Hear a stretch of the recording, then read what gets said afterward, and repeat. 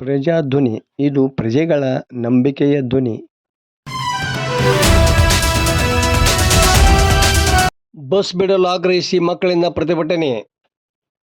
ಶಾಲೆ ಬಿಡುವ ಸಮಯಕ್ಕೆ ಊರಿಗೆ ಹೋಗಲು ಸರಿಯಾಗಿ ಬಸ್ ಬರುತ್ತಿಲ್ಲ. ಹೀಗಾಗಿ ಮನೆಗೆ ಹೋಗಲು ತೊಂದರೆ ಆಗುತ್ತಿದೆ. ಕಾರಣ ಸರಿಯಾದ ಸಮಯಕ್ಕೆ ಬಸ್ ಬಿಡಬೇಕೆಂದು ಆಗ್ರಹಿಸಿ ಲಕ್ಷ್ಮೇಶ್ವರ ತಾಲೂಕಿನ ಸಿಗ್ಲಿ ಗ್ರಾಮದಲ್ಲಿ ಸೋಮವಾರ ನೂರಾರು ಶಾಲಾ ಮಕ್ಕಳು ಬಸ್ ತಡೆದು ಪ್ರತಿಭಟನೆ ನಡೆಸಿದ ಘಟನೆ ಜರುಗಿದೆ.